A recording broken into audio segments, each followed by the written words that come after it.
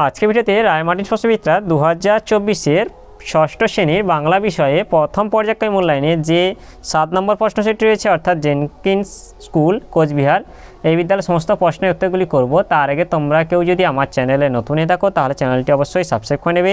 একে যেটা আছে নিচের প্রশ্নগুলির উত্তর দাও। একের এক হচ্ছে যেন বরফের, এটা হবে রূপলি কাপড় পরে। একের দুই হচ্ছে বলি এটা কি, এটা হবে 55 অপেরা পেয়েছো। আর একের তিন হচ্ছে দুষ্কর, এটা হচ্ছে যে দুষযুক্ত কর, এটা দুষ্কর হবে।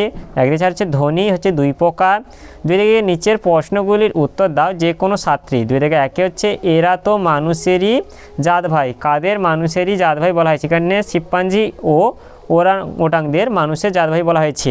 দুই থেকে দুই হচ্ছে বলো বলতেই হবে, কাকে কথা বলা হয়েছিল, এটা হচ্ছে শঙ্করকে। দুই থেকে তিন হচ্ছে কোন কাব্যগ্রন্থের জন্য নীরেন্দ্রনাথ চক্রবর্তী সাহিত্য একাডেমি পুরস্কার লাভ করেন, এটা হচ্ছে উলঙ্গ রাজা। দুই থেকে চার হচ্ছে পাইন গাছ কিভাবে স্বপ্ন দেখে, পাইন গাছ আকাশে নয়ন তুলে স্বপ্ন দেখে।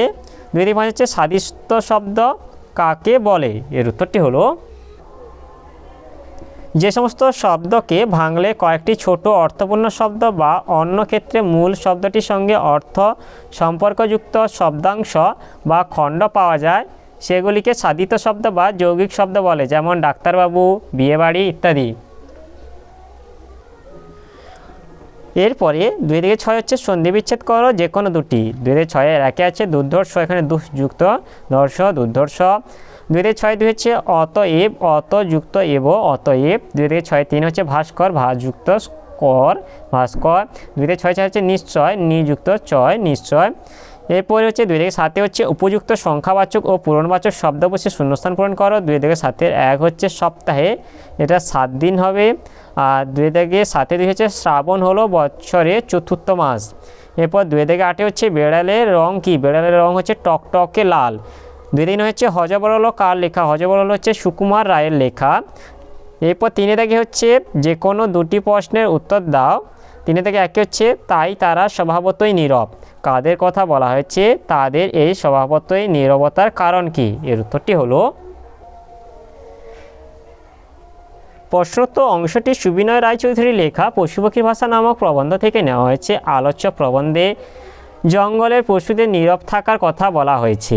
পোষা জন্তুরা জঙ্গলের জন্তুদের থেকে বেশি চিৎকার বা হট্টগোল করে, অন্যদিকে জঙ্গলের পশু পাখিরা অনেকাংশে নীরব থাকে। জঙ্গলে পশুরা সর্বদাই প্রাণ বাঁচানোর চেষ্টায় লিপ্ত থাকে, তাই অনেক সতর্কতার সঙ্গে বনে জঙ্গলে তাদের চলাফেরা করতে হয়, ফলে স্বাভাবিকভাবেই বনের পশু পাখি অনেক বেশি নীরব থাকে।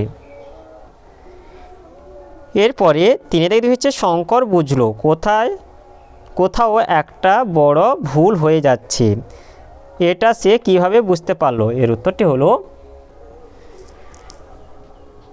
শঙ্কর প্রকৃতি প্রেমিক এক কিশোর, পাখির প্রতি তার বিশেষ আকর্ষণ আছে, বিভিন্ন পাখির চালচলন সে লক্ষ্য করে, সে কল্পনা প্রবণ স্বপ্নে পাখিদের দেখে এবং পাখির মতো উড়ে বেড়ায়। ক্লাসে অন্যমনস্ক শঙ্কর মাস্টারমশাই জিজ্ঞাসা করেন তিনি কি পড়াচ্ছেন। শঙ্কর তার যথাযথ উত্তর দিলে তিনি জিজ্ঞাসা করেন এমু পাখি শঙ্কর কোথায় দেখেছে। শঙ্কর তখন তার কল্পনায় ভর করে স্বপ্নে দেখা ঘটনা বলে। সে ঘোল পুকুরে বড় দিঘির পাড়ে সবেদা গাছের ডালে এমু পাখিকে বসে থাকতে দেখেছে।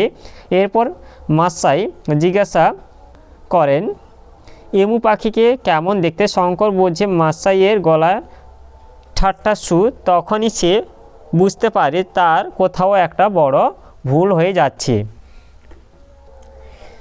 এরপরে তিন হচ্ছে ভর দুপুরে কবিতায় গ্রাম বাংলার অলস দুপুরে ছবিটি নিজের ভাষায় লেখো, এর উত্তরটি হলো কবি নীরেন্দ্রনাথ চক্রবর্তী গ্রাম বাংলার এক অলস মধ্যাহ্নের ছবি ফুটিয়ে তুলেছেন। শহুরে কর্মকোলাহল থেকে দূরে এক অলস দুপুরে অশ্বত্থ গাছের ছায়ায় শুয়ে এক রাখাল বালক আকাশের দিকে তাকিয়ে মেঘেদের আকাশকে ছুঁয়ে যাওয়া দেখছে। দূরে চরে বেড়াচ্ছে গরু বাছুরের দল, মৃদুবন্ধ বাতাস মাঠের মিহি ধুলো উড়িয়ে বয়ে যাচ্ছে। নদীর কূলে একটা খড় বোঝাই নৌকো বাঁধা রয়েছে, নৌকো চালানোর মতো তাগিদ দেখা যাচ্ছে না কারো। গৃহস্থরা ঘরে ঘরে ঘুমোচ্ছে, তাদের মধ্যেও কর্মচাঞ্চল্য নেই।